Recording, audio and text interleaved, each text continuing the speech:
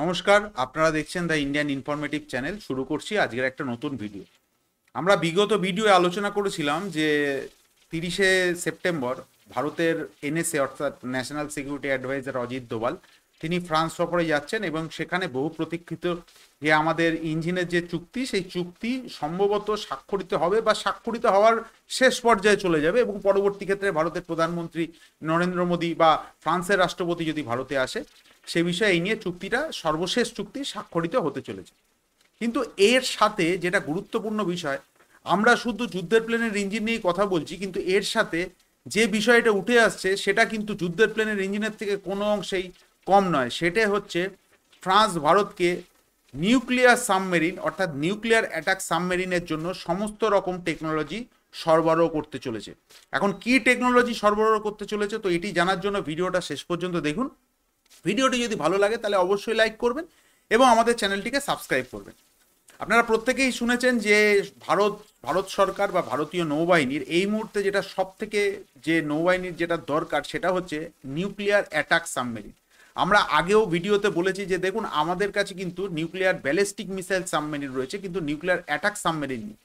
এখন nuclear attack submarine তৈরি করা আর যুদ্ধের প্লেনের ইঞ্জিন তৈরি করা, এই দুটোও কিন্তু কম বেশি একই রকম প্রযুক্তিগত। আপনার উন্নততর না হলে আপনি এই পর্যায়ে আপনি যেতে পারবেন না। আর এই কারণেই ফ্রান্সের মতন দেশ, যেটা খানিকটা অবাক করে দেওয়ার মতন বিষয়, তার কারণ হচ্ছে এই ধরনের যে সফিস্টিকেটেড টেকনোলজি বিশ্বের কোনো দেশকে দেয় না। তো ফ্রান্স ভারতকে এই ধরনের যুদ্ধ এই ধরনের নিউক্লিয়ার সাবমেরিন অ্যাটাক সাবমেরিনের যে টেকনোলজি ট্রান্সফার করতে চলেছে, সেটা কার্যত অবাক করে দেওয়ার মতন বিষয়। এখন ফ্রান্স ভারতকে কি টেকনোলজি সরবরাহ করতে পারে, দেখুন, পুরোপুরি আলোচনা করতে গেলে ভিডিওটা অনেকটা বড় হয়ে যাবে, তবে যেটুকুনি টেকনিক্যাল স্পেসিফিকেশন যেটা বলার সেটা আমি এই ভিডিওতে আলোচনা করব।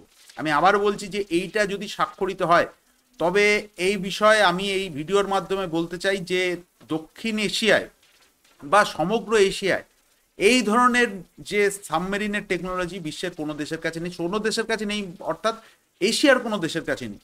তার কারণ হচ্ছে মূলত এশিয়ার দেশগুলো প্রথমত এই নিউক্লিয়ার অ্যাটাক সাবমেরিন ব্যবহার করে খুব কম দেশ, কারণ সব দেশের কাছে এই ধরনের টেকনোলজি নেই। যে যৎ সামান্য দেশ এই টেকনোলজি ব্যবহার করে, তার মধ্যেও টেকনোলজি সুপিরিয়ার আর ইনফিরিয়ারের ব্যাপার রয়েছে। মূলত এই যে এশিয়া মহাদেশে দুটো দেশের কাছে আপনার নিউক্লিয়ার সাবমেরিন রয়েছে, নিউক্লিয়ার অ্যাটাক সাবমেরিন। একটি হচ্ছে আপনার রাশিয়া এবং অপরটি হচ্ছে চীন। কিন্তু যদি প্রযুক্তিগত যে টেকনোলজিক্যাল অ্যাডভান্সমেন্টের কথা যদি বলেন, তবে এই দুটো দেশ কিন্তু একেবারেই সুপিরিয়ার টেকনোলজি নয় এই নিউক্লিয়ার সাবমেরিনে। সম্প্রতি আপনারা জেনেছেন যে এই দু একদিনের মধ্যেই খবর বেরিয়েছে যে চীনের একটি নিউক্লিয়ার অ্যাটাক সাবমেরিন কিন্তু সেটি কিন্তু সমুদ্রের গভীরেই তার নিউক্লিয়ার রিয়েক্টর বাস্ট করেছে এবং পরবর্তী ক্ষেত্রে এর যে সাঙ্ক, সেটা কিন্তু চীনের যে ডকইয়ার্ড আছে সেখানে কিন্তু স্যাটেলাইট পিকচারের মাধ্যমে দেখা গেছে। এখন প্রশ্ন হচ্ছে যে ভারতের যে এই টেকনোলজি ফ্রান্সের থেকে পাবে, সেটা কি পাবে। দেখুন, ফ্রান্স আর রাশিয়া এর টেকনোলজি যে নিউক্লিয়ার সাবমেরিনের যে টেকনোলজি, সেটাতে কিন্তু হেলে নেবেন ডিফারেন্স আছে। কি ডিফারেন্স আছে?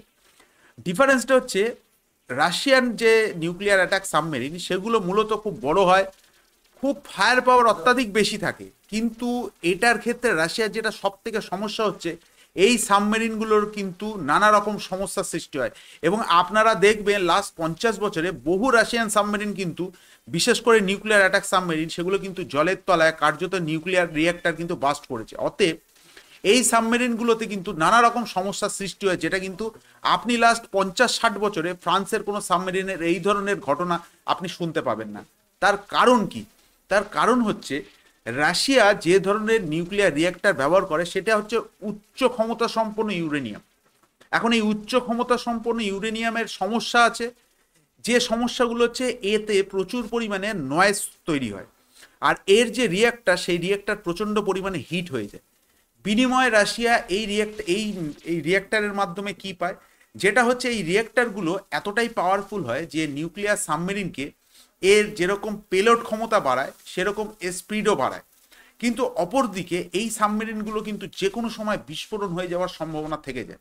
আর আরেকটি যেটা সব থেকে, যেটা ফ্রান্সের ক্ষেত্রে যে সুবিধাটা রয়েছে, ফ্রান্স কি করে, নিম্ন নিম্ন মানে আমি বলছি উচ্চ ক্ষমতা সম্পন্ন, যেরকম ফ্রান্স নিম্ন ক্ষমতা সম্পন্ন ইউরেনিয়াম ব্যবহার করে এবং এটা টেকনোলজিক্যাল দিক থেকে সব থেকে আধুনিক।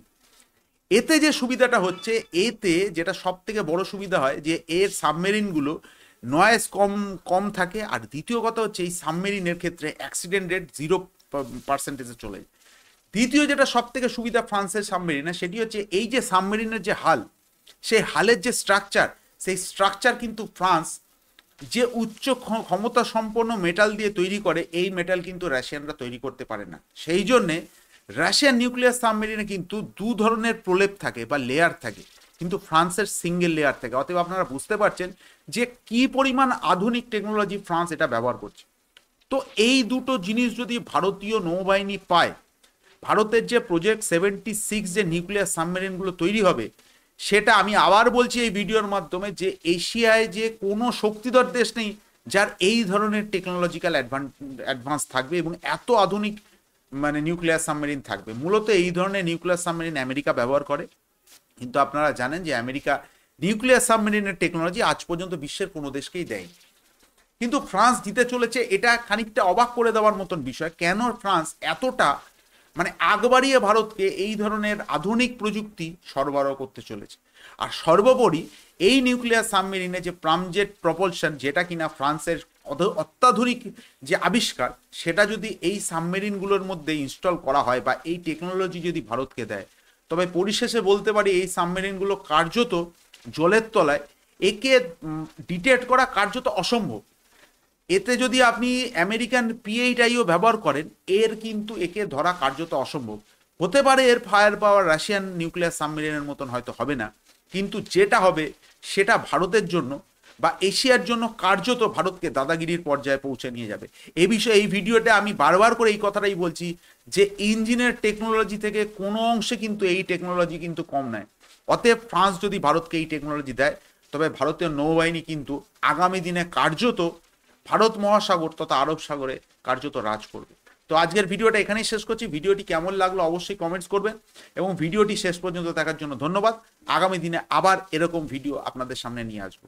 জয় হিন্দ।